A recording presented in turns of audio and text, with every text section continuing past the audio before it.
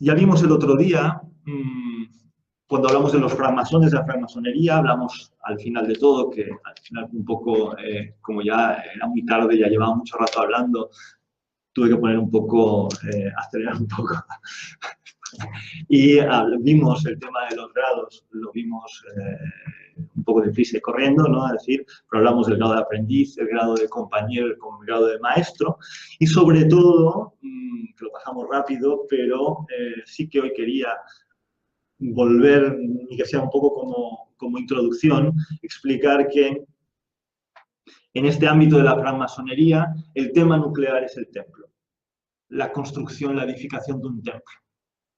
Entonces, hay que pensar que el rito escocés antiguo y aceptado, que es un poco el que está siguiendo, o sea, el que estoy siguiendo un poco como pauta, que no es ni mucho menos el más practicado, pero sí es uno de los más populares y más conocidos, tiene estas como tres etapas. Una primera etapa de lo que es propiamente y puramente francmasonería y que acabaría con el grado 14 que vimos el otro día, porque veíamos que del grado 3 al grado 14 ahí se desarrollaba lo que se conoce con el nombre de la leyenda del templo, en la que se explica una serie de acontecimientos relacionados con la construcción del templo de Salomón y que de alguna manera dan la pauta o dan la idea de la necesidad de construir un templo.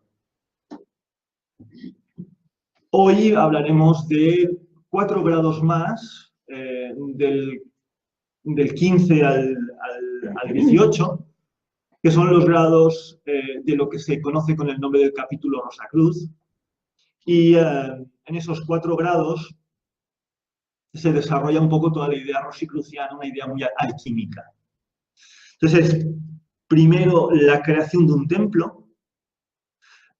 En este segundo nivel, lo que es estos grados tienen que ver, y lo veremos,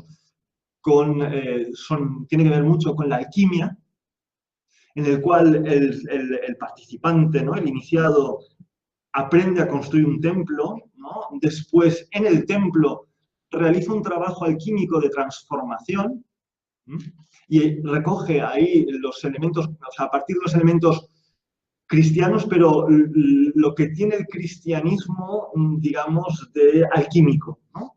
Es un cristianismo alquímico, ¿no? Y por tanto ahí la Rosacruz es donde encaja perfectamente. Es un cristianismo hermético, ¿no? Es decir, se ha discutido mucho, ¿no? El tema del rosacrucianismo, se hacen una serie de rituales que veremos que, claro, que llevan a pensar y que han llevado a pensar que había una conexión con el cristianismo, con la iglesia, etcétera, ¿no? Es decir, como si en esos grados hubiera como una cierta perversión, ¿no? Cristianizante de la masonería, ¿no? Pero yo creo que eso es una interpretación incorrecta. La manera correcta, yo creo que la clave, creo que hoy la veréis clara en la ponencia, porque no se trata de cristianismo, se trata de cristianismo alquímico, la alquimia cristiana, ¿no? Y esa alquimia cristiana es la que permite, la alquimia lo que hace es recoger los símbolos cristianos para proponer un trabajo alquímico, ¿no? Es decir, lo que permite es la transformación integral del ser humano.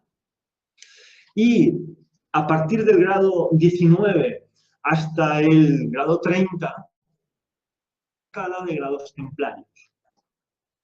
La escala de grados templarios tiene que ver con el grial, con el misterio del grial, y yo escuché hace no mucho en la inauguración de la Ateneo Minerva, que unos hermanos masones con mucha solera y mucha, o sea, grado 33 y tal y cual, que hablaban del rito escocés antiguo y aceptado como un rito social. Y yo creo que ahí está bastante la clave. Cuando el ser humano ha construido el templo, en el templo ha transformado su esencia, toda su naturaleza, después tiene que transformar el orden social. Si es real la transformación del ser humano, esa transformación del ser humano tiene que como comunicarse a los demás. Y la voluntad no puede, o sea, la intención nunca puede quedar en la transformación de uno mismo. Por tanto, los grados que siguen, ¿no? Es decir, del 19 al 30, o al 33, si se quiere, ¿no? Es decir, son grados ya de servicio, de esos seres ya, teóricamente, esos seres transformados alquímicamente en el espacio, en el templo, salen después al mundo, a servir al mundo, a transformar el mundo. Y eso es lo que hizo la francmasonería en realidad. Transformó nuestra sociedad. Esto lo veremos el próximo día. Y si no, bueno, una prueba de ello, y lo veremos el próximo día, ¿no? Es el edificio que hay en Washington, nada menos, ¿no? En la capital del mundo. Ahí está uno de los espacios más importantes, digamos, del rito escocés antiguo y aceptado, la sede del Consejo Supremo Internacional del grado 33, que está en Washington, ¿no? Entonces, pues, bueno. Bien, lo veremos el próximo día. Hoy vamos a centrarnos en la tradición intelectual europea y especialmente en un momento clave de desarrollo de esta tradición espiritual, que es el siglo XVII, donde aparece el fenómeno Rosacruz. Así acababa, no sé si os acordáis, la conferencia del otro día, del Lamento de las Musas de Henry Adamson, de 1638, siglo XVII. Hacemos presagios nada groseros, pues somos hermanos de la Rosacruz, poseemos la palabra de masón y la segunda visión. Podemos predecir correctamente las cosas venideras. Esto está en un poema que habla de un escocés, precisamente el Henry Adamson, es un escocés que nos explica la construcción de un puente, tal, en un poemita, bueno, un poema largo que se llama El Lamento de las Musas, y de pronto deja caer estos versos. Parece que, claro, esto llevó a pensar, claro, si la masonería parece que se desarrolló en el siglo XVIII, la fecha del despegue clásica, el 1717, ¿no? Que se venía creyendo, ¿no? Como el pistoletazo, digamos, de salida. Se intuye que había logias, alguna logia y tal y cual, pero hoy en día parece por estudios más recientes, que la masonería en el 17 estaba ya muy desarrollada. Y eso explicaría el por qué aparecería pues, una mención en un poema escocés, digamos, de este hecho, ¿no? Bien, esto ya es una cita de la Fama Fraternitatis. Nuestro edificio, ya nos metemos, digamos, en las ideas de los Rosacruces. Nuestro edificio, aunque 100.000 hombres lo puedan contemplar de cerca, permanecerá eternamente virgen, intacto y oculto a los ojos del mundo impío. Supumbra alorum tuorum Jehová, ¿no?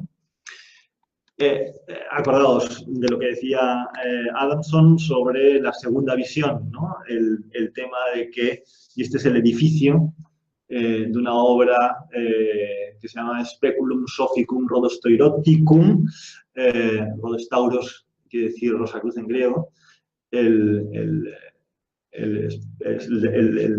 espejo pansófico, el espejo de la sabiduría, ¿no? De los Rosacruces. Y ahí, básicamente, en esa obra lo que comenta es esta lámina, que es una representación de la morada invisible de los Rosacruces. Veamos, antes de entrar en el tema Rosacruz, un poco el movimiento intelectual del siglo XVII, un siglo clave en el despegue de la ciencia moderna.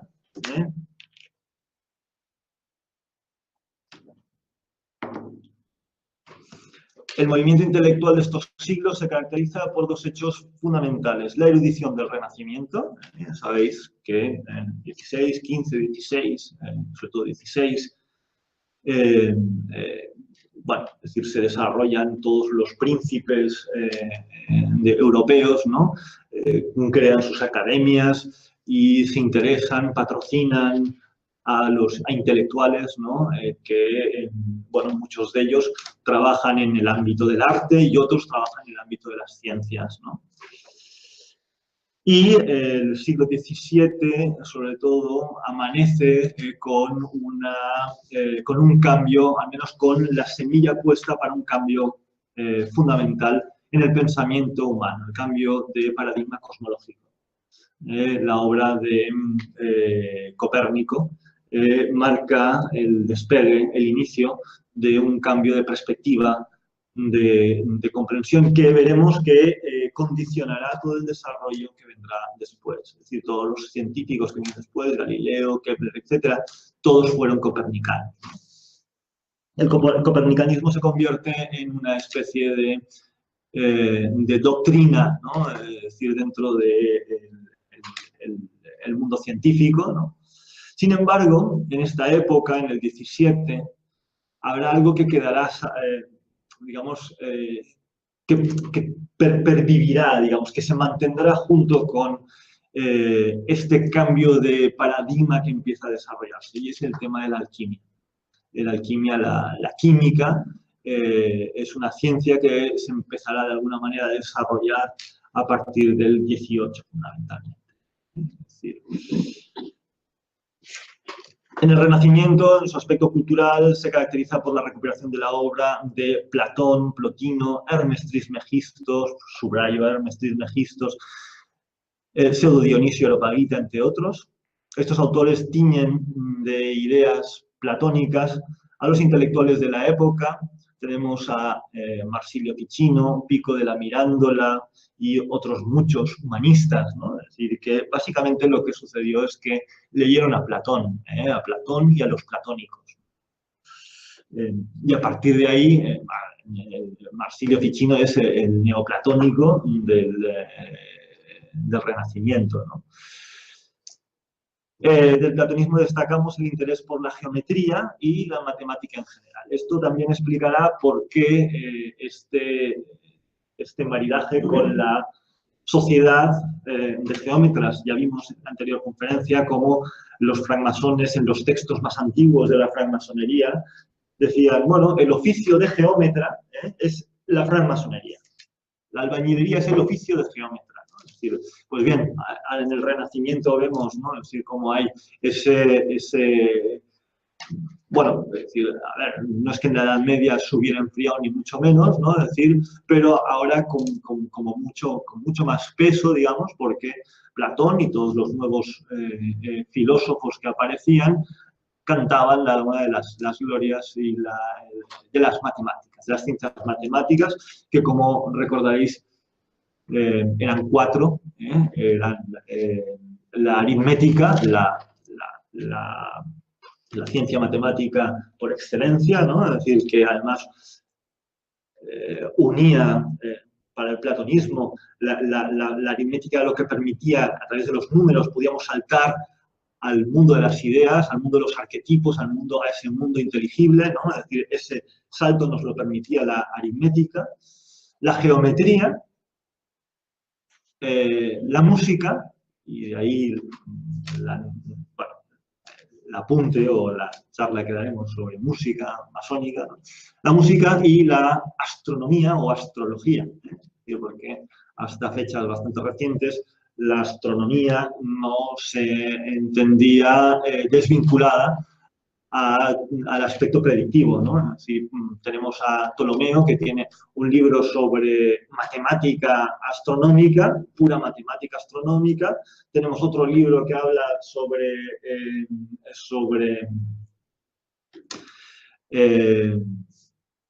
un poco cosmología, ¿no? Es decir, cómo está ordenado el cosmos, etcétera, etcétera. Ya, primero, cómo calcular los movimientos, otro, cómo está organizado, ordenado el cosmos, y tiene Tetrabiblos, que es un libro puramente de astrología, en el que nos explica cómo los astros influyen en el devenir, en el transcurso de los acontecimientos, ¿no?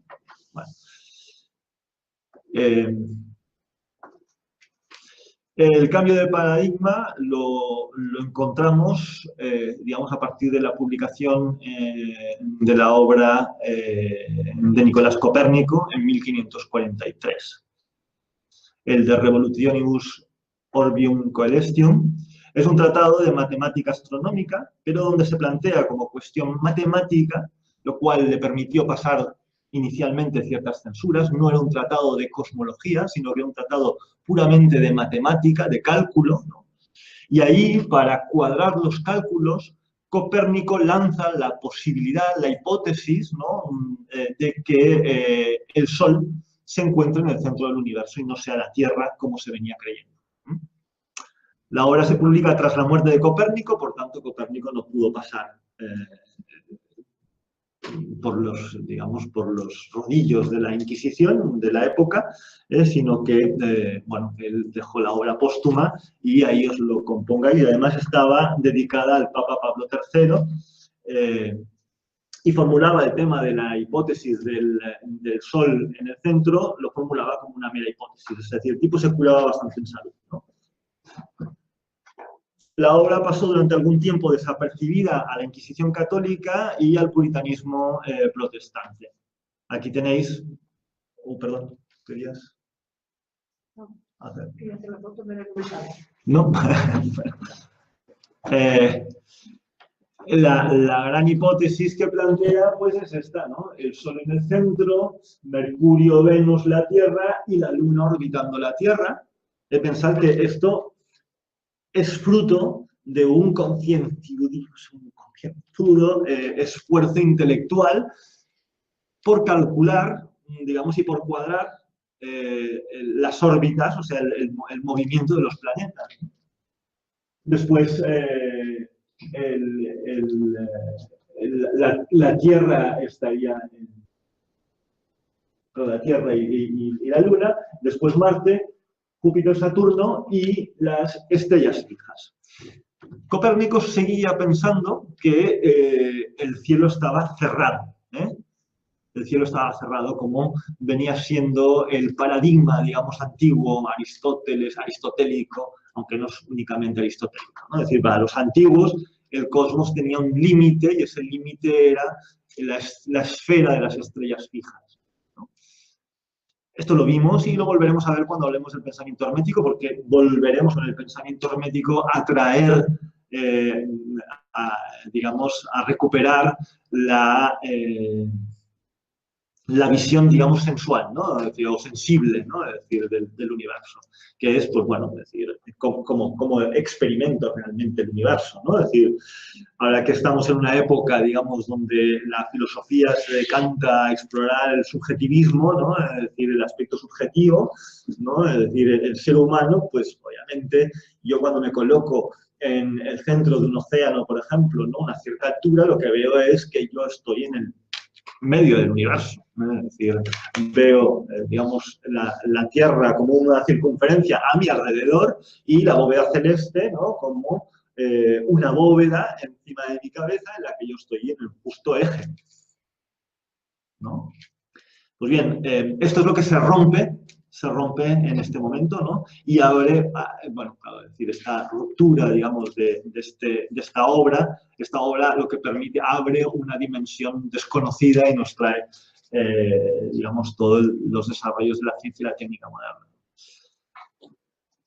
La obra de Copérnico estaba pensada como una crítica a las dificultades que presentaba el Almagesto, que era el Tratado de Astronomía Matemática de Ptolomeo, ¿no? En el cual obligaba a crear un universo, unas órbitas muy complejas, ¿no? Y unas estructuras matemáticas muy complejas, ¿no?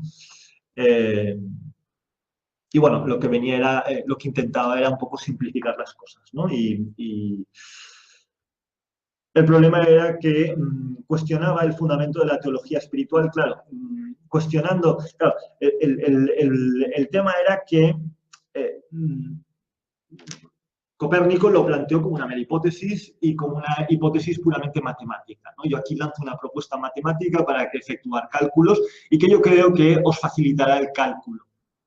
Pero claro, no imaginaba las consecuencias que tendría esto desde una perspectiva cosmológica, ¿no? Es decir, de entrada nos cargábamos toda la estructura teológica que se había construido sobre el paradigma cosmológico.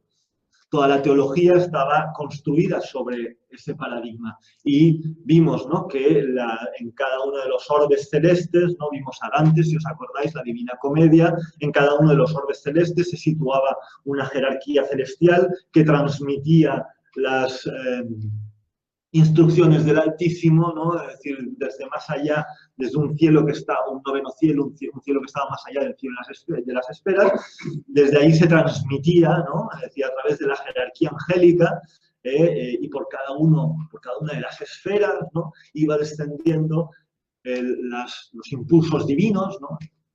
todo esto, claro, quedaba en cuestión si de pronto desestructurábamos el cosmos tradicional, ¿no? Y esto es lo que hizo que los primeros que reaccionaron no fueron los católicos, sino Lutero y Melanchthon, digamos, los cabezas de la Reforma Protestante, fueron los primeros que empezaron a poner peros, ¿no?, a esta nueva visión cosmológica, pero después se sumó la Iglesia, ¿no?, es decir, y puso en marcha todos los mecanismos, y es conocido el juicio que se hizo, ¿no?, a Galileo Galilei. Es decir, el juicio que se hizo a Galileo Galilei, no, es decir, que al final los que padecieron de alguna manera todas las persecuciones y toda la crítica del establishment, ¿no?, fueron los copernicanos, no Copérnico. Copérnico murió y dejó la obra póstuma, dejó ahí la bomba, ¿no?, es decir, y la bomba les estalló a todos aquellos que se subieron al carro, digamos, ¿no?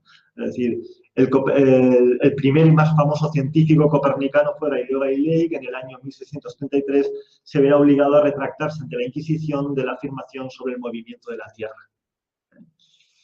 Gracias a sus conocimientos de óptica, Galileo construye un telescopio que le permite observar con mayor claridad las estrellas y las fases de la Luna. El telescopio de Galileo, bueno, es un gran avance, ¿no? Para mí hay un astrónomo de la época que, no todos los astrónomos, es decir, toda la astronomía que se había desarrollado hasta Galileo funcionaba a ojo de un cuero. Y hay una imagen muy interesante de un astrónomo, Tycho de Brahe, que creo que era sueco, danés o de por ahí, ¿no? Es decir, sueco creo que era. Que amplió el catálogo de estrellas, ¿no?, y que vio más estrellas de las que tradicionalmente en las tablas alfonsinas, Alfonso X el Sabio, ¿no?, ya se recogía el catálogo de estrellas y ya estaba, el cielo estaba todo cuadrado, es decir, habían tantas estrellas, tanto tal en la esfera celeste, o sea, en la bóveda celeste lo que habían eran tantas estrellas, ni una más ni una menos, ¿no? Y Tycho de Brahe pudo ver alguna más, ¿no? Y le pintaron, hay alguna imagen de Tycho de Brahe en que se le ve un ojo, no sé cuál es, el izquierdo o el derecho, como mucho más grande, ¿no? El tío podía ver muy lejos, desde luego que, como se dice esto, míope, ¿no? Otro que padeció y todavía con más severidad, ¿no?, los italianos pobres, todavía con más severidad los efectos de la Inquisición, fue Giordano Bruno, que Giordano Bruno sí que lanza en sus diálogos, que tiene muchas cosas sobre magia, sobre hermetismo y demás, pero era un ferviente y furibundo copernicano, y lo que él pretende, entre otras cosas, con sus diálogos es romper las esferas celestes, ¿no?, las esferas blancas. Es decir, se atribuye a Giordano Bruno la teoría del espacio, al menos, bueno, el espacio infinito, el espacio, es decir, que no había un límite de esfera. Es decir, y Giordano Bruno se alegra de ser un reformador en su época que había abierto los cielos de alguna manera, ¿no? Es decir, había roto las esferas cristalinas, recordar que las esferas estaban hechas del quinto elemento, del éter, ¿no? Es decir, que era un elemento duro, ¿no? Es decir, transparente pero duro, ¿no? Es decir, pues Giordano Bruno con sus tesis, ¿no?, rompe los círculos, digamos. Pues ya antes, ya cuando pones la Luna a orbitar alrededor de la Tierra, ya no hay esfera dura, ¿no?, que pueda... Y el propio Galileo descubrió los satélites de Júpiter. Sí, eso ya era una evidencia muy... Pero que de alguna manera como que se hace eco de todo esto y lo formula y tal, a partir también de una obra de otro autor, Tomás... bueno, no me acuerdo. Giordano Bruno se convierte en un difusor del copernicanismo y fue más por eso que por su, digamos, por su vínculo con la magia y demás, que sufrió de alguna manera la persecución de la Inquisición y es famoso bueno, es decir, la condena a morir en la hoguera en el año 1600, ¿no? Es decir, a las puertas del 17, ¿no? A morir en la hoguera como hereje impenitente, ¿no? Bueno,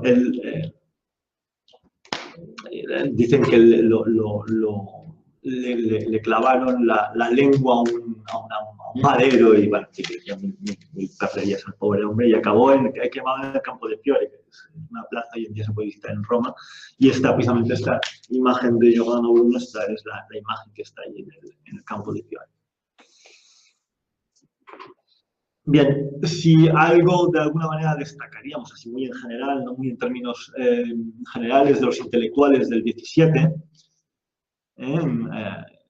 sería el conocimiento de los clásicos, la obra de Platón, Aristóteles, etcétera, ¿no? Es decir, de una amplia biblioteca, digamos, de clásicos, de las cuales a los cuales no habían tenido acceso los filósofos de la Edad Media o los pensadores de la Edad Media. Otro aspecto muy importante es el conocimiento de matemáticas y de geometría de Euclides, ¿no? Euclidiana. Y un tercero, un interés por las ciencias, entendiendo como tales astronomía, física, óptica, mecánica y alquimia. Y el tema de la alquimia sí que aquí debería haberlo destacado. Entre estos intelectuales veremos aparecer algunos personajes que ya tendrán una influencia muy grande en el movimiento Rosacruz del 17, que son Paracelso, que vive vive en el siglo XVI, a principios del XVI, filósofo, alquimista, médico y astrólogo suizo.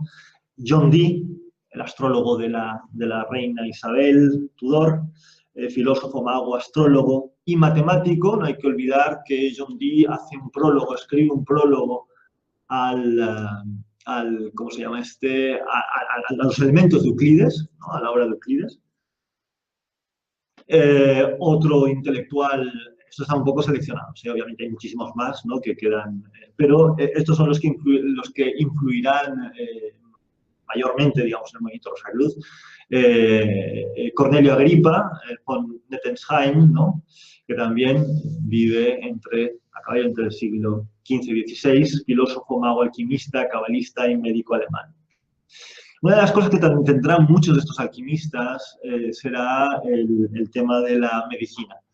Muchos de ellos serán médicos. El movimiento paracelsiano es un movimiento esencial en el tema de conservación de la alquimia y eran fundamentalmente o eran principalmente médicos. Paracelso era médico. Estos son algunos de los intelectuales del siglo XVI a los que se refiere la Fama Fraternitatis cuando lanza una invitación a los eruditos de Europa que sin duda se interesaban por todas estas disciplinas. Es decir, veremos que a principios del XVII, en una época muy crítica también, ¿no? Es decir, poco después estallará la Guerra de los 30 años, ¿no? Una época muy convulsa a nivel político, ¿no? Los Rosacruces sale un panfletillo, ¿no? En el que invita a los intelectuales a unirse y compartir sus conocimientos en beneficio, digamos, de toda la humanidad. Y este es un poco el tema. Pero ¿cómo se cuaja un poco todo esto, ¿no? Bien, el último intelectual importante ya de cara a lo que vendrá después y de lo que hablaremos después, ¿no? Es Sir Francis Bacon, ¿no? Que sin duda tiene un papel importantísimo como, de alguna manera, el creador de la utopía que influiría en el desarrollo de la francmasonería. Sir Francis Bacon, padre de la ciencia moderna, era abogado. La formación de Bacon era abogado, ¿no? Es decir, filósofo también, científico, abogado político inglés, que destacó durante el reinado del primer Estuardo, Jaime o Jacobo I Estuardo. En su Novum Organum de 1620 presenta el método científico basado en la experimentación, ¿no? Es decir, y por tanto se le atribuye a él la paternidad, de alguna manera, de la ciencia experimental, ¿no? Y, curiosamente, poco antes de su muerte, escribe una obra incompleta, que no llegó a completar y que se publicó, creo que se publica después de su muerte, New Atlantis, ¿no? Bajo la influencia de las utopías de Tomás Moro y Johannes Valentín Andrea, del cual os hablaré. Tomás Moro había escrito Utopía y Valentín Andrea, después, continuando la obra de Tomás Moro, continuando, o sea, por influencia de la obra de Tomás Moro, escribe otra utopía que lleva el título Cristianópolis, en 1619. Estas utopías serán la fuente de inspiración de, por un lado, la Royal Society y, por otro lado, la francmasonería moderna, que a finales del 17 parece como que hay una cierta confluencia, un cierto contacto, ¿no? Pero bien, vayamos al tema ya que nos ocupa de los Rosacruces. Hemos visto un poco el contexto, ¿no? Veamos ahora qué es la Rosacruz, ¿no? Y la primera noticia que tenemos de la Rosacruz es un texto que aparece en 1614 en Alemania, en el ducado, creo que es de Kassel-Hesse, ¿no? Es decir, en Centro Europa. Y se nos presenta la llamada, la fama. La fama es la llamada de la fraternidad o de la muy noble orden de los Rosacruces, Rosenkreuzers, o, bueno, es decir, en alemán. Esta llamada está los intelectuales. Hemos visto cómo el siglo XVI es un siglo en el que van apareciendo intelectuales y científicos un poco como champiñones, ¿no? Aquí uno, aquí otro y tal, y no hay mucha conexión entre ellos, ¿no? A partir del 17 seguirán habiendo estos champiñones repartidos por Europa, ¿no? Es decir, pero ya con un aviso, ¿no? Es decir, de que lo ideal sería una sociedad de eruditos, ¿no? Fundamento cristiano, porque esta llamada a la unión de los eruditos se aparecía en el marco de la Reforma Protestante. Y el mismo Johann Valentín Andrea, que será uno de los inspiradores, uno de los principales promotores de este movimiento, es nieto de uno de los grandes reformistas de Wittenberg, un tal, creo que es Jacob Andrea, que fue el que fijó el canon, digamos, del luteranismo. O sea que todo eso se desarrolla. Y además hay que pensar que el sello de Lutero tenía una rosa y una cruz. Que el tipo ya buscó un símbolo que de alguna manera ya tenía una cierta intención, ¿no? Con razón podemos hacer alarde de vivir en una época feliz en la cual no únicamente nos es dado conocer la mitad del mundo que hasta ahora era desconocida y estaba oculta, sino que también nos ha permitido percibir muchas obras y criaturas de la naturaleza maravillosas y hasta ahora nunca vistas. Es un momento también que hay todo este movimiento de barcos hacia el nuevo mundo y se traen animales exóticos que se exhiben en las cortes europeas, ¿no? Es decir, es un movimiento de una época de mucho movimiento cultural, ¿no? Y de mucho descubrimiento, no solamente colonial, ¿no?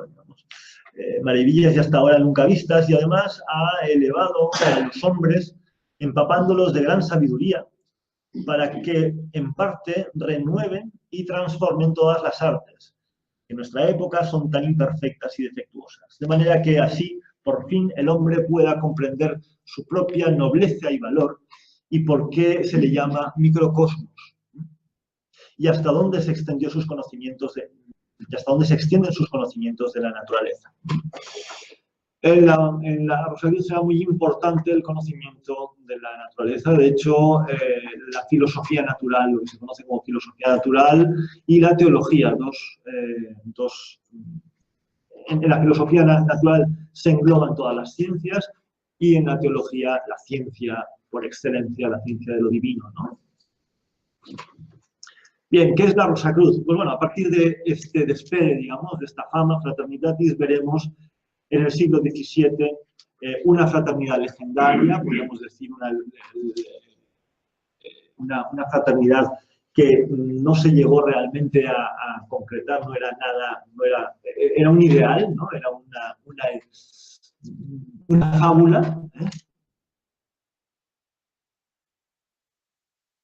también del propio Descartes es fábula, ¿no? Es decir, era una fábula, la Rosacruz era una fábula. Y en el 17, una fraternidad legendaria, y en el 18 y el 19 un capítulo masónico, y en el 20 una escuela de misterio.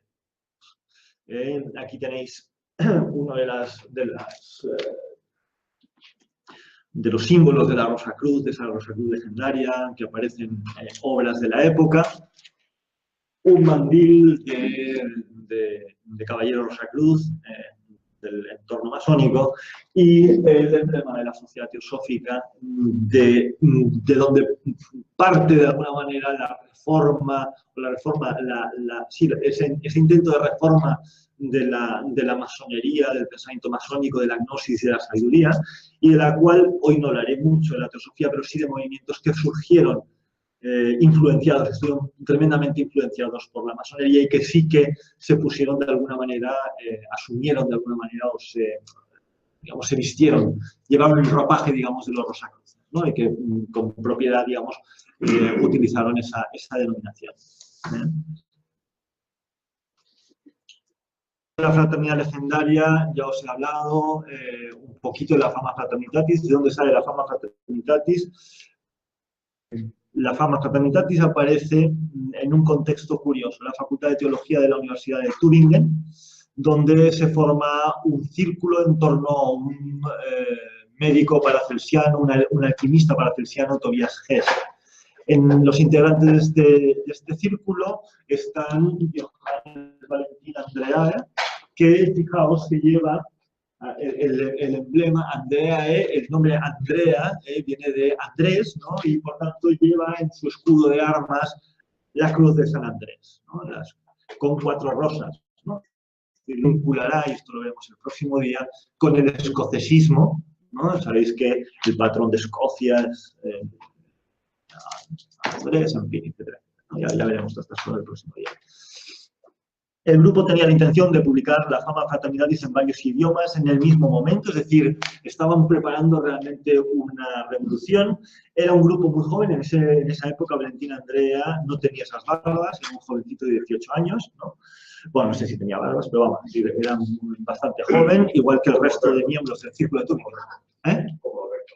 Ah, sí. Todavía jovencito y tiene barbas, sí, claro.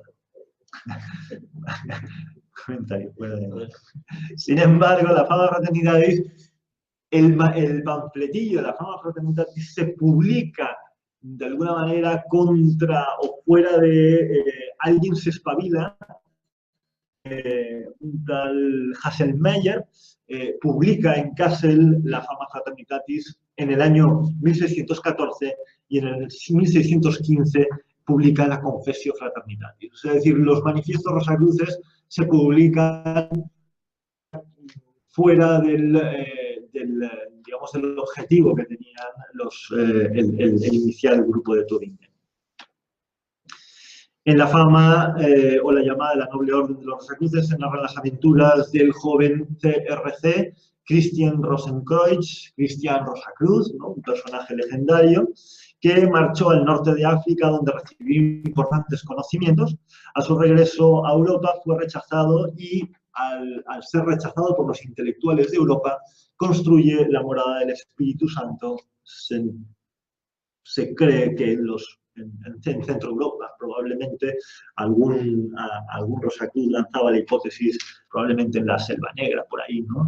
Y probablemente aquel fue el núcleo fuerte, ahí es donde se desarrolló, es decir, cerca de la Selva Negra, de hecho, ¿no? Tübingen, Stuttgart, Calf, en fin, hay por ahí toda una serie, una zona donde está lleno de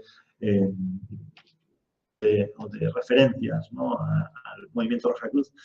En la Confesio, la fraternidad expone sus puntos de vista. Dios, el Señor, ha testimoniado ya ciertamente su voluntad en los tiempos que preceden mediante diversos mensajes, particularmente por varios astros nuevos que han aparecido en los cielos, en las constelaciones del Serpentario y del Cisne. Esto hacía referencia a algo que revolucionó Europa en el siglo XVI, y es la aparición de dos supernovas cerca de estas constelaciones, que claro, si Dios había dejado la esfera, había creado el mundo, había hecho aquella esfera y la había dejado allá desde el primer día o el segundo día de la creación, ¿no? Es decir, ¿cómo era posible de pronto que aparecieran dos nuevas estrellas en el cielo? Esto espantó a todo el mundo y avivó el caldo del milenarismo, ¿no? Es decir, los teólogos luteranos hablan de que hay que rápidamente hacer una reforma porque el diablo, decía, está ya removiendo las calderas, ¿no? Sí, ¿no? Es decir, hay un clima de milenarismo brutal y precisamente por esos fenómenos astronómicos, ¿no? Es decir, ¿cómo es posible que Dios haya puesto allá, además, supernovas, ¿no?, que aparecen, crecen, estrellas que obviamente no pasan desapercibidas para el observador, ¿no?, crecen y de pronto, ¡pum!, desaparecen. Y además cambian de color, pasan por distintas fases de color, ¿no? Y claro, todo esto pues, asustó, puso a la sobre el aviso de que algo muy gordo estaba a punto de pasar, que pasó también, es cierto, ¿eh? Es decir, en 1618, poco tiempo después de la publicación de estos manifiestos, ¿no?, empieza la guerra de los 30 años en Europa, una de las guerras, ¿no?, que en el momento se vivieron en Europa, ¿no? Y ya en el año 1615, en 1616, el tercer manifiesto ya lo publica Valentina Andrea, en Estrasburgo esta vez, ¿no?, y es las bodas alquímicas de Cristian Rosacruz, aludiendo al año 1459. En esa época, Valentina Andrea tenía 18 años. En el relato de una fábula alquímica, es un relato de una fábula alquímica, donde Cristian Rosacruz participa a lo largo de 7 días química. Primero en un palacio con 3 templos y luego en la Torre de Olimpo, en una isla. La fábula está llena de un simbolismo alquímico, ¿no? Esto si lo leéis. Los restos rosicrucianos, os decía que en Calf, concretamente en la localidad de Bad Tainach, donde se refugió la corte de Württemberg, que es un pueblecito en la Selva Negra perdido, que si uno tiene la suerte, ¿no?, de entrar en la iglesia de la Santísima Trinidad, me parece que es, ¿no?, la iglesia de la Trinidad de Bad Tainach, verá un retablo, normalmente lo encontrará cerrado, en el que se ven toda una serie de mujeres, una fila de mujeres haciendo cola y ahí en Cristo y tal y cual, ¿no? Es decir, una fila de mujeres muy larga porque, claro, en aquel momento en Europa, claro, los hombres estaban muriendo en la guerra a los 30 años, ¿no? Es decir, lo que quedaba eran sobre todo mujeres, ¿no? Y la princesa, si abrís, si tenéis la suerte de que os abran el retablo, ¿no?, veréis maravillosa pintura de lo que parece el árbol de los Sefirot, ¿no?, el árbol cabalístico, en la base el Cristo en medio de las 12 tribus, columnas del templo, detrás el templo de Salomón, coronado arriba con el Sefirot, la corona, ¿no?, que eterno, y esto lo veremos el próximo día, y todos los coros celestiales, etc. Valentina Andrea está pintado por aquí porque esta pintura la encargó la princesa Antonia de Württemberg a un pintor de la época, ¿no?, y ella era discípula de Valentina Andrea y estaba de alguna manera muy empapada del enciclopedismo de este personaje, ¿no? Otra de las obras que ya se dará en el marco de, bueno, estas ya más tardías del siglo XVIII, pero que en el marco de una orden rosicruciana que se desarrolla a finales del XVIII, ¿no? Es las figuras secretas de los Rosacruces, del año 1785. Es un compendio de símbolos y esquemas alquímicos de distintas épocas, que lo que nos demuestran, o lo que nos muestra esta obra, es que en la época, cuando se hablaba de Rosacruces, se estaba pensando en alquimistas, en el legado alquímico, ¿no? Es decir, cuando se piensa en rosacrucianismo, no se está pensando en un movimiento luterano, en un movimiento reformista, en un movimiento espiritual, en esa línea, sino que se está pensando en un movimiento fundamentalmente de filósofos herméticos, ¿no? Una pregunta. ¿Y Cristian Rosacruz entonces es un personaje que aparece literario? Sí, y que hay aparece especulación de que fuera real. De que fuera real. Bueno, como toda leyenda, después dio Paulo a que se especulara sobre él, ¿no? Es decir, yo ahora me remito de alguna manera a los textos, ¿no? Y haciendo, digamos, un análisis, después cada uno esa historia la interpreta de una manera diferente. Yo, a ver... Pero se ha investigado personajes de Turingia, o sea, cómo se les ocurrió un personaje, o sea, cómo se les ocurrió escribir esto. ¿Hay hipótesis? Hay hipótesis, bueno, es decir... hay bastantes referencias a temas alquímicos, obviamente, Paracelso, probablemente Paracelso fue una fuente de inspiración, eran paracelsianos. O sea que, digamos,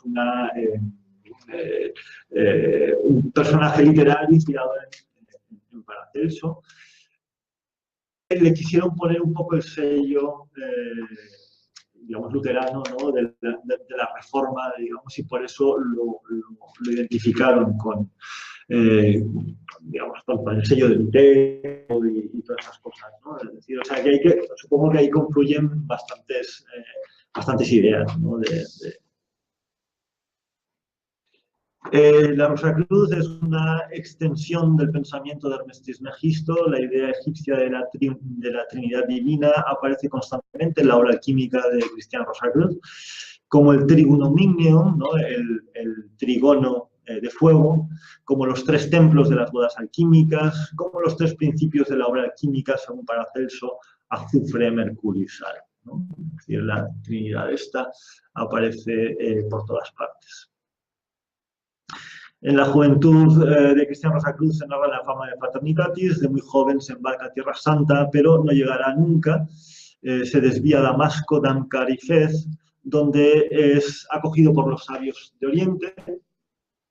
Tras su fallido intento de crear una comunidad de sabios eruditos en Europa, Cristian Rosacruz se retira y funda una discreta comunidad de sabios con un templo, la morada del Espíritu Santo, que solo unos pocos pueden ver, pese a que está, digamos, ante todo el mundo. Es lo que más tarde inspiraría a la comunidad que utilizó el nombre de Colegio Invisible.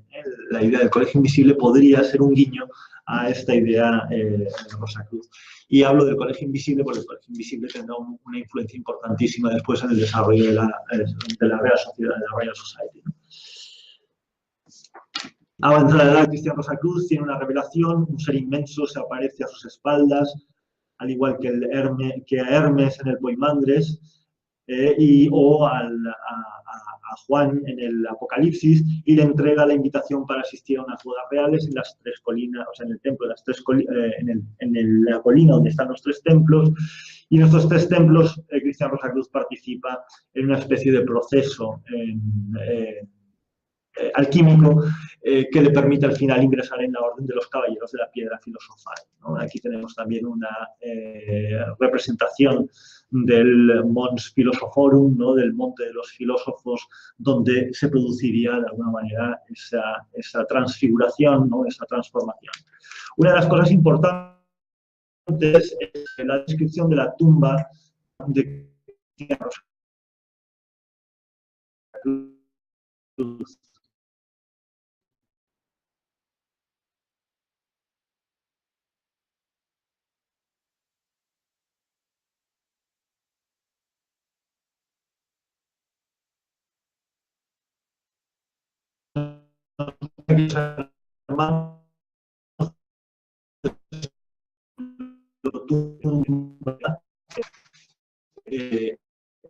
Era un compendio del universo tardío, ¿no? Porque dentro había un altar donde estaban enterrados el cuerpo, nos explica la divisa de los cruces, ex nastim tantum revivissimus. Las inscripciones en el objetivo de la ley, la libertad del evangelio, de gloria intacta, la gloria de Dios es intangible, ¿no? Es cierto, una serie de referencias místicas en el templo tumba de Cristian Rosacruz. Bien, la fama termina con, de alguna manera, el programa de los Rosacruces, en el que todos tienen los siguientes compromisos: cuidar a los enfermos gratuitamente, seguir las costumbres de cada país, un encuentro como mínimo en la morada del Espíritu Santo al año. Todo hermano debe buscar una persona que después de su muerte pudiera ocupar su lugar. La palabra CRC será su sello, marca y distintivo, y la fraternidad debe permanecer oculta durante 100 años. Bueno, esto ya podéis leer la fama y lo veréis. Las respuestas a la fama Fraternitatis es una de las cosas impactantes, ¿no? Claro, para la época, obviamente, ¿no? Es decir, la respuesta fue muy grande. Los manifiestos rosacruces se difundieron por Alemania y fueron traducidos en muchas lenguas europeas. Y en 1615 se traduce al holandés y en 1652 al inglés. En 1623 aparecieron unos carteles de los rosacruces en París que causaron un gran revuelo y más de 400 reacciones impresas en los primeros 10 años desde la publicación, aproximadamente, y desde la publicación hasta nuestros días, unos 1.700 respuestas, ¿no? Es decir, bueno, si pensáis que es una época donde la imprenta está arrancando, donde libros se publicaban muy pocos, en los primeros 10 años, 40, como os he dicho, 400 respuestas son bastantes. En el periodo de citas y en el mismo año 1623 en París se reúnen muchas logias masónicas para determinar ciertas cuestiones. Y en 1623 existían logias masónicas de distintas directrices. Y también, referente a lo que tú has dicho hasta ahora mismo sobre el tema de Rosacruz, templos, etcétera, etcétera, en realidad es un eco materializado y vivo y presente al día de hoy. Los reales Rosacruz. Sí, todo esto lo vamos a ver ahora, sí, sí. Las respuestas en Alemania, Michael Mayer, alquimista y médico, escriben Silentium plus Clamorem y la Temis Aurea, donde comenta los puntos programáticos de la Rosacruz. Daniel Muglich, que publica el Speculum Sophicum Rodostoiroticum, del que ya hemos hablado, y en Inglaterra Robert Flatt publica una apología compendiaria de la Fama Fraternitatis, de los manifiestos rosacruces. Thomas Vaughan, también un alquimista inglés, Lumen de Lumine, o A New Magical Light Discovered, y Elias Ashmole, un personaje que será bueno, muy interesante también porque formó parte de la Royal Society y porque en sus diarios consta que fue iniciado en una logia inglesa en Warrington. Él escribió una carta pidiendo la admisión en la orden. Y por último, la obra de Johann Valentin Andrea en 1619 en Estrasburgo, Republicae Christianopolitanae Descriptio, la descripción de la República Christianopolis, donde se describe una sociedad cristiana ideal formada por personajes muy eruditos en todas las ciencias y las artes, con una gran universidad de pansofía, y este es un concepto que sea muy importante en la época, pansofía, donde se reúnen todos los conocimientos. Esta obra, y que luego se trasladará a la ilustración con la idea inspira la idea de enciclopedia, ¿no? Esta obra influirá en Francis Bacon, pues, por supuesto en la New Atlantis de Francis Bacon, que en la New Atlantis de Francis Bacon ya veremos que esa fraternidad o esa comunidad se llama el Templo de Salomón, o la Orden de la Casa de Salomón. Y Johannes Amos Comenius. Comenius fue también un personaje que tiene cartas dirigidas a Andrea, al que le pide que sea su maestro y demás. Andrea en esa época ya es muy mayor y Comenius se desplaza a Inglaterra. Vive en Inglaterra una temporada donde tiene contacto con el círculo de Samuel Harlib, que será, es decir, un personaje que tendrá una influencia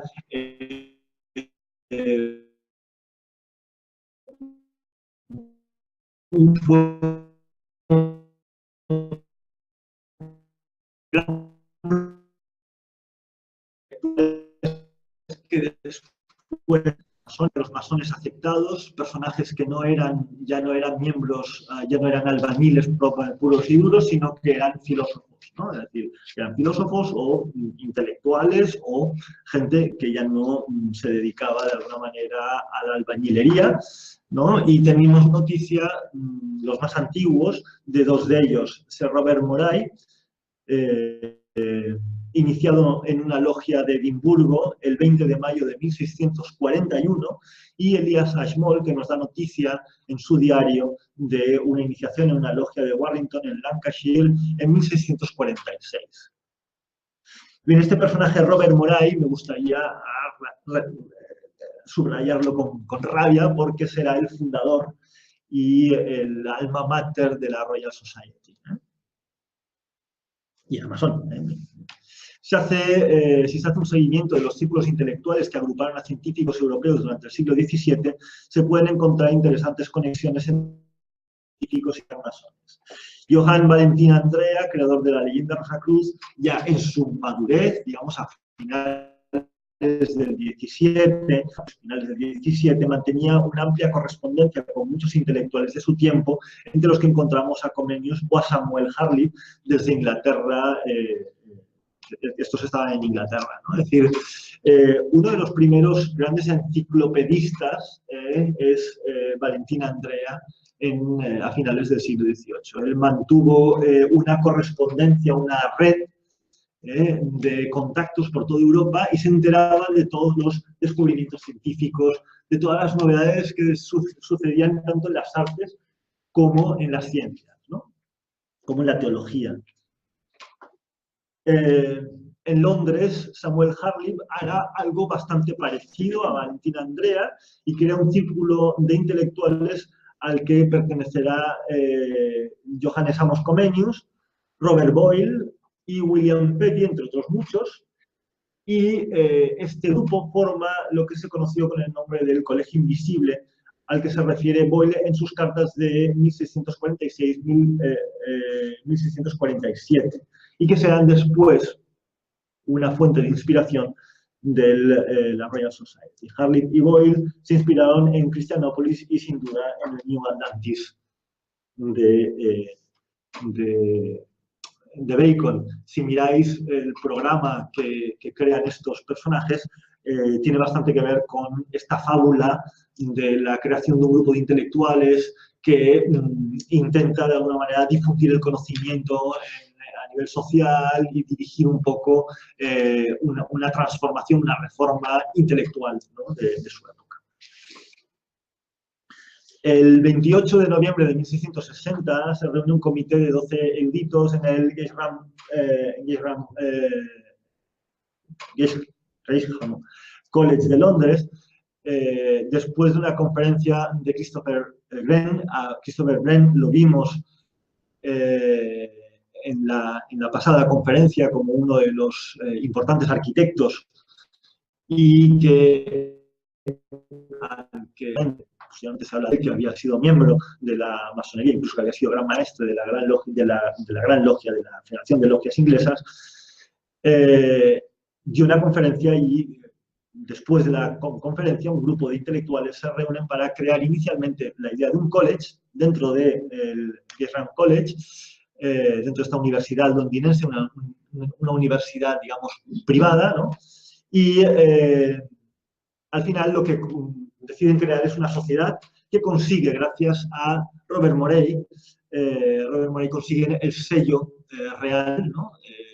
Porque Robert Morey era un personaje muy próximo a los Estuardo.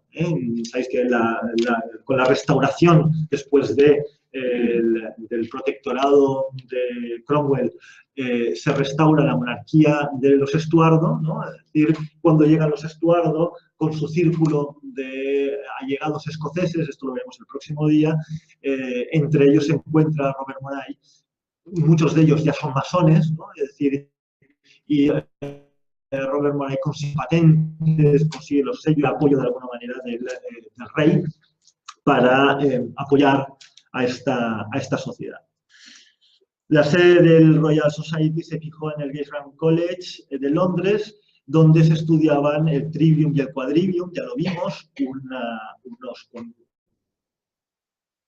no era exactamente el Trivium y el Quadrivium medieval, ¿no? del que se hablaba en la Edad Media y que recoge la masonería, vimos en el grado de compañero, ¿no? La sociedad escogió el día de San Andrés, el día 30 de noviembre, para su reunión anual, supongo que por influencia de este personaje, de Robert Morey.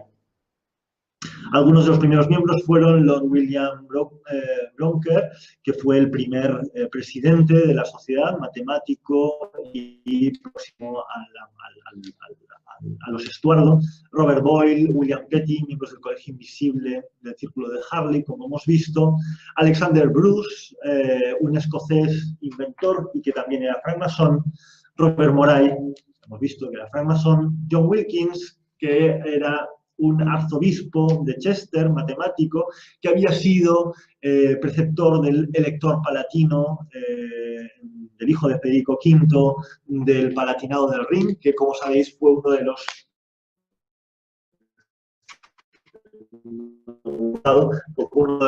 centros donde se desarrolló todo el tema de Rosicruciana, que se va fundamentalmente con todos esos ducados que se rebelaron, protestantes que se rebelaron contra el imperio Augsburgo.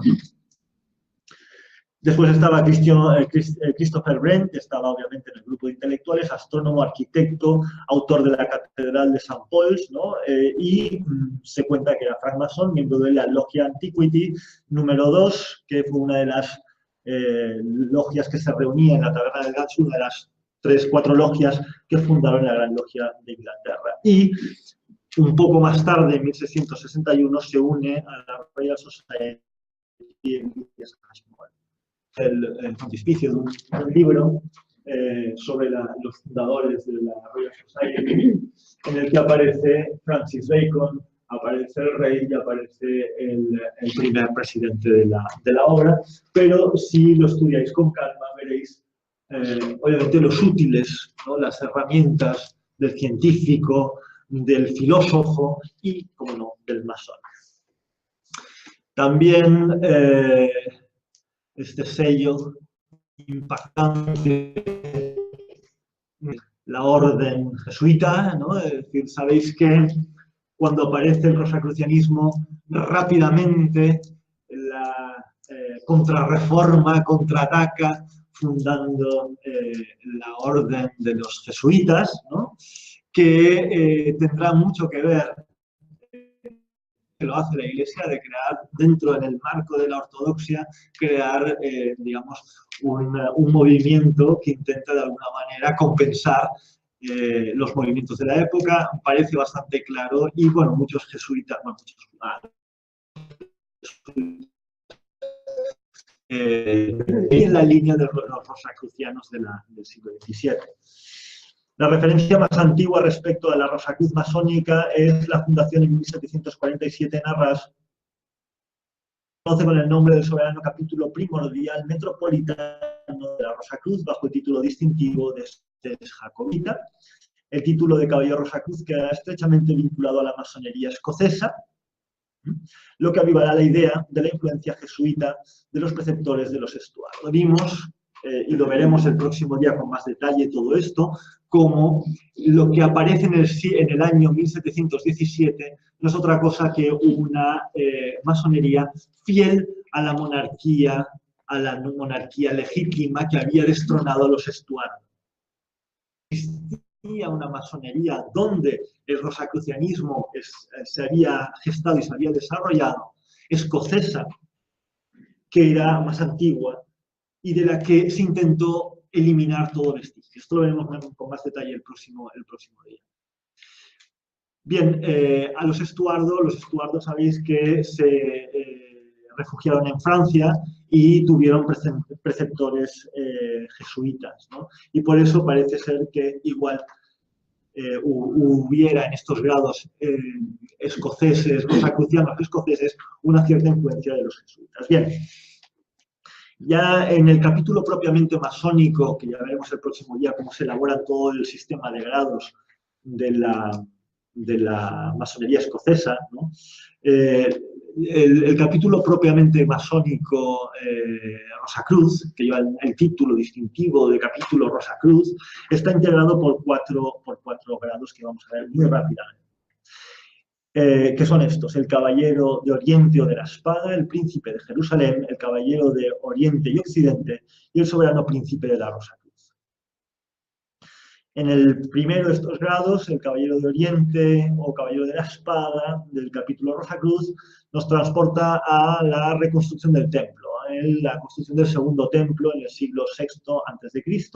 Tras el cautiverio de Babilonia, el pueblo judío liderado por Zorobabel consiguió del rey persa Aquemedia Tiro II el Grande el permiso para regresar a Jerusalén y allí intenta reconstruir el templo que había sido destruido, el templo de Salomón, el segundo templo que será el que conocerá a Jesucristo, ¿no? Es decir, del que nos hablará ya en los evangelios, ¿no?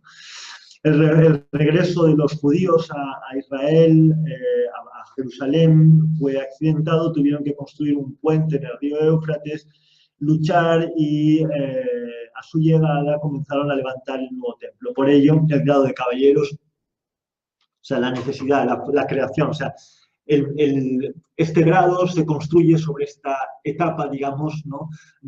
Sobre la leyenda de esta etapa del regreso de los judíos a Palestina, ¿no? Es decir, y la necesidad de que un grupo de soldados, de caballeros, les protegieran. Príncipes de Jerusalén, una vez llegaron allá, construyen el templo. Zorobabel envió una embajada al rey Darío el Grande a fin de obtener justicia contra los samaritanos. Parece ser que los samaritanos se habían negado a pagar el tributo que se les debía para la reconstrucción del templo, lo cual motiva que los judíos enviaran a un grupo de príncipes a visitar al rey Darío y conseguir del rey Darío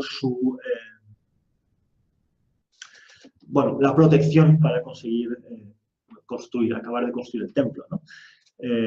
La ciudad, Jerusalén, la ciudad de la paz, este grado está relacionado con el simbolismo, lo que representa la ciudad de Jerusalén misma, ¿no? De donde se ubicó el segundo templo. Bueno, donde estaba ubicado el templo. El caballero de Oriente y Occidente aparecerá, y esto lo veremos, en una época de mucho movimiento de grados, el capítulo de Clermont en 1754, es el primero donde se utiliza este título, y es un grado que tiene que ver, recoge de alguna manera, el ritual se construye en torno a la historia del Apocalipsis de Juan.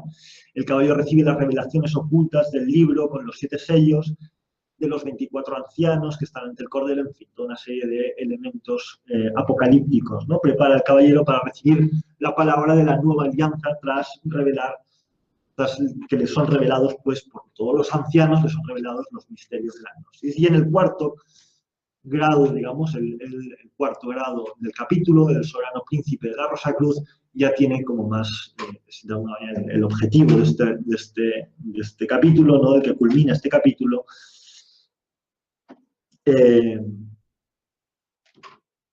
Sus pilares son, aquí ya se asientan, ¿no? El pilar de la fe, la esperanza y la caridad. Se enseña cómo la naturaleza es renovada por el fuego, haciendo alusión, como os decía, esto no tiene que ver con el cristianismo, a pesar de que recoge sus elementos, ¿no? Pero los recoge como elementos alquímicos. Se trata de un grado alquímico de simbolismo cristiano que culmina con la cena mística. Que las rosas florezcan sobre la cruz o sobre tu cruz es una divisa entre los hermanos del capítulo, del grado, ¿no? Es decir, que también retomarán los hermanos de la Rosacruz, de la fraternidad de Rosacruces de época moderna. Es el último grado de algunos ritos y la fuente de inspiración de importantes escuelas de misterios del siglo XX. La recepción en el grado Rosacruz tiene lugar en 3 cámaras, como recordamos los 3 templos, la cámara negra, que representa el Calvario, el lugar donde se desarrolla la Nigredo, una de las etapas fundamentales de la obra alquímica, la cámara infernal, luego donde se produce la purificación de las almas por el fuego, y la cámara roja, que tiene lugar la resurrección o la transfiguración. Por eso os digo, este capítulo, o sea, esta etapa, digamos, de la iniciación masónica es precisamente para alcanzar una purificación, una transformación integral del ser humano. Aquí hay algunos de los elementos estudiados por los Rosacruces del capítulo que tienen que ver con la cruz de los filósofos o la cruz filosófica, ¿no? Es decir, de la cual, pues bueno, se inspira esta también, aparece en los manifiestos, ¿cómo se llama esto? En las figuras secretas de los Rosacruces. Y aquí está un poco representado, sintetizada, ¿no? la obra alquímica que hace el caballero Rosacruz. Y bien, y para acabar, la Rosacruz moderna, pongo el sello de la Sociedad Teosófica, y hablamos de la teosofía en las primeras sesiones, en la que nos referíamos a la Sociedad Teosófica y sobre todo al trabajo de Madame Blavatsky como un intento, sobre todo a la obra de Isis sin velo, como un intento de divulgar esa gnosis que había permanecido encerrada en los templos masónicos. Cuando uno lee Isis sin velo se da cuenta de las constantes, de las clarísimas referencias, bueno, cuando uno tiene de alguna manera formación masónica, ¿no? De las claras referencias a la instrucción, el conocimiento masónico, ¿no? Es decir, lo que parece que intentó Madame Blavatsky en aquella obra fue precisamente dar al mundo la posibilidad de conocer esa gnosis que había permanecido cerrada, enclaustrada de alguna manera en las sociedades secretas, ¿no? Y ello dará lugar a varias que tienen una clara influencia de la teosofía, pero también de la francmasonería, ¿no? Es decir, aquí vemos confluir, y en este movimiento tal vez no tan claramente, a pesar de que sí ya vemos un primer movimiento rosicruciano que tiene una influencia, una clarísima influencia masónica, en la orden Amor, fundada a principios del siglo XX por Spencer Lewis en San José de California, 1915. Amor, que es la orden rosacruciana más influenciada por la masonería y por el movimiento ocultista romántico de finales del XIX.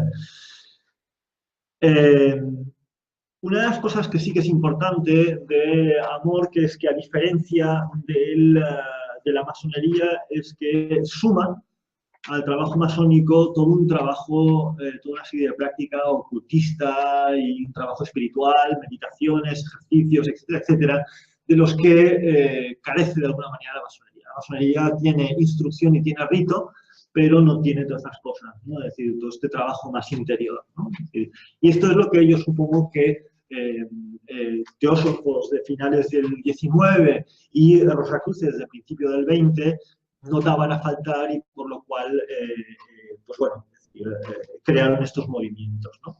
Pero tal vez el movimiento más, digamos, de la línea más mistérica, digamos, más que intenta de alguna manera compaginar, ¿no? Es decir, la leyenda del grado, ¿no? Es decir, la masonería por un lado y la teosofía, ¿no? Es decir, será este movimiento, ¿no?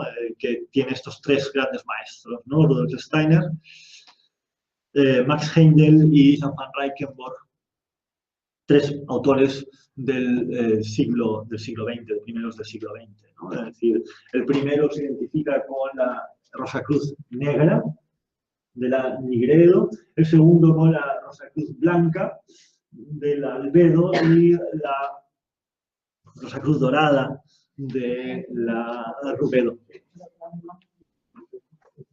Bien, Rudolf Steiner fue miembro de la Sociedad Teosófica durante, para mí, los años más interesantes, ¿no? En que hizo una profunda investigación y fue dentro, en el marco de la Sociedad Teosófica, él es el gran promotor del movimiento Rosacruz moderno, ¿no? Es decir, y específicamente en un congreso que tiene lugar en el año 1907 de la Sociedad Teosófica en Múnich, que dirige él con la presencia de importantes personalidades de la Sociedad Teosófica, en el que él habla de los misterios rosacruces, de la iniciación de los rosacruces y del cuerpo etérico de Cristián Rosacruz. Es cierto que Steiner en aquella época, en el marco de la Sociedad Teosófica, de la sección esotérica de la Sociedad Teosófica, que cuando él entró, 10 años después de la muerte de Madame Blavatsky, no estaba todavía muy desarrollado el trabajo y las líneas de trabajo, ¿no? Es decir, no se habían estandarizado, y él aprovechó esa ocasión para elaborar, de alguna manera, realizar un trabajo que, con fuerte inspiración blavatskiana, esto es incuestionable. Steiner es un blavatskiano de pies a cabeza, ¿no? Y habla muy bien de la obra Isis sin velo, ¿no? Como punto de inspiración importantísima, ¿no? Pero en el marco de la sección esotérica de la Sociedad Teosófica, él lo que hará es construir una especie de masonería teosófica, ¿no? Es decir, y utilizará las patentes o la influencia las patentes, utilizará los rituales del rito egipcio, del rito de Memphis Mizraim, que veremos en la próxima clase, en la siguiente. Es decir, los ritos egipcios, ¿no? Entonces él crea una masonería egipcia dentro de la Sociedad Teosófica. El trabajo de Steiner en la Sociedad Teosófica y el rito egipcio durará hasta el estallido de la guerra, de la Primera Guerra Mundial, perdón, de la guerra de 1914, y es precisamente cuando cierra los trabajos masónicos, empezará todo el trabajo de lo que él llamará el trabajo antroposófico, ¿no? Que, como conoceréis, pues inspira distintos movimientos en el ámbito de la pedagogía, en el ámbito de la agricultura, en el ámbito del arte, en muchos. Y él construye en Suiza, construye un gran teatro, en principio de madera, hoy en día de hormigón, que es el Goetheanum, ¿no? Y este será el gran templo que construirá Steiner. No, aquesta no, el Goetheanum sí, el Goetheanum 2, no? Aquest és el segon. Sí. L'any 76 més o menys, a Barcelona, un autor va fer un artículo comparando el Goetheanum 2, que estamos viendo en estos momentos, con la Pedrera de Barcelona. No olvidando que la Pedrera de Barcelona es antes que el Goetheanum 2. Sí. Una reflexión que lanzó Esto es el interior del Goetheanum, sí, bueno, porque tanto Gaudí como Steiner se inspiran en formas orgánicas para Sí, inspirados completamente. Steiner, su referente intelectual y espiritual es Goethe, sí. Esta es la sala de 7 columnas planetarias. En el primer Goetheanum, que tenía dos cúpulas, una cúpula más pequeña, estaba el escenario del teatro, y en el escenario del teatro habían 12 tronos, que representaban los 12 signos zodiacales. Y en la segunda cúpula en los dos lados habían 14 columnas, 7 y 7, y cada una de estas columnas, bueno, dos pares, ¿no?, en cada lado, ¿no?, es decir, representaban a los planetas. Por tanto, era un templo, un teatro, un templo cósmico, ¿no? Es decir, intentaba representar. Pero el primer Goetheanum hecho de madera se quema. Y en el segundo Goetheanum se reprodujeron en piedra, en hormigón, porque ya quisieron que este ya no se nos vuelve a quemar. Y que además el hormigón, como es así medio gris, y dejaron el color grisáceo del hormigón, como diciendo, bueno, este es un poco renace de las cenizas del primero, ¿no?, de madera, ¿no? En el segundo vemos las columnas planetarias, pero en el teatro no están los tronos, los 12 tronos no están. ¿Vale? ¿Dónde están los 12 tronos? Max Heindel, yo estoy hablando mucho ya en una conferencia. Max Heindel en 1908 viaja a Alemania, conoce a Steiner. Max Heindel también fue un militante de la Sociedad Teosófica en California y conoció el trabajo especialmente de Leadbeater, que le inspiró profundamente, y sobre todo un trabajo que iniciaba lo que hoy en día se conoce la Orden de Servicio de la Sociedad Teosófica, ¿no?, de la Teosofía, en el que se hacía un ritual de curación.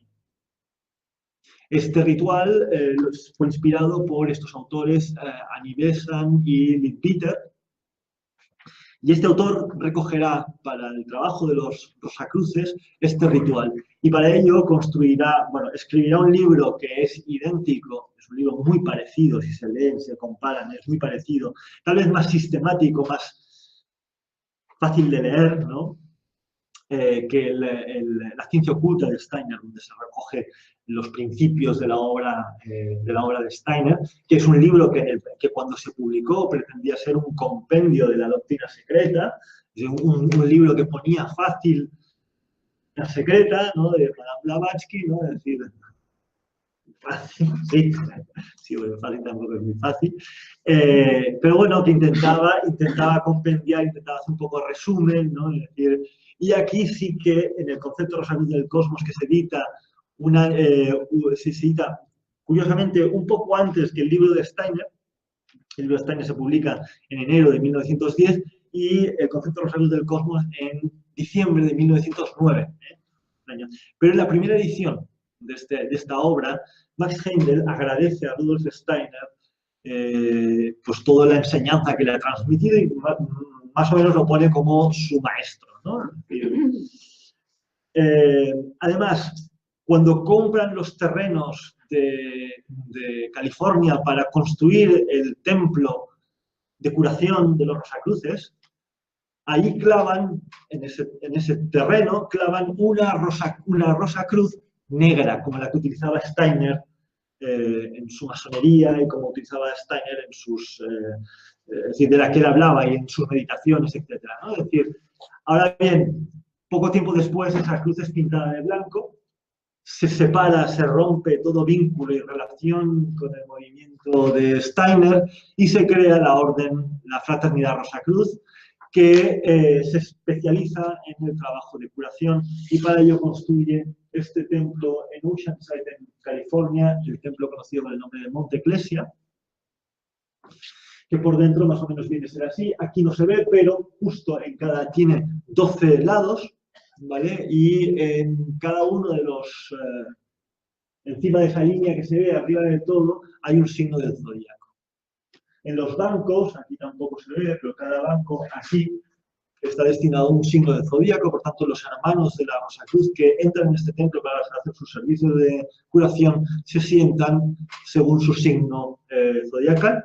El templo, como os digo, tiene todos los signos del zodíaco, y ahí cuando se abre se puede ver la Rosacruz esta que está ahí arriba, que veis, ¿no?, está ahí puesta, ¿no?, y ahí focalizan toda su concentración los hermanos que hacen el trabajo de curación y los enfermos que buscan las digamos, energías curadoras, ¿no? Las influencias curadoras de los Rosacruces.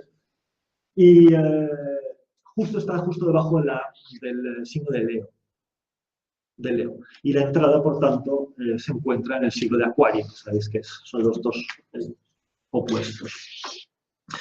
Bien, este es el movimiento Rosacruz de Max Heindel y unos alumnos, un grupo de alumnos, un grupo de estudiantes de filosofía Rosacruz de Max Heindel que hacían todo este trabajo ritual en Holanda.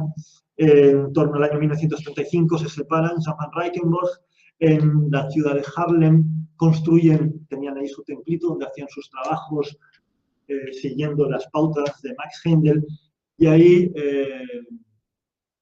rompen con la Rosacruz de Max Heindel y toman una dirección nueva, muy inspirada, digamos, en la idea de la transfiguración, en la idea de la transformación, en la necesidad de de crear un movimiento que genere una gnosis, una fuerza espiritual, y realizan un trabajo muy centrado en el templo. En el movimiento de la fraternidad de Max Heindel solo hay un único templo, que es el de California, en Oceanside. Ellos construyen una red de templos por todo el mundo.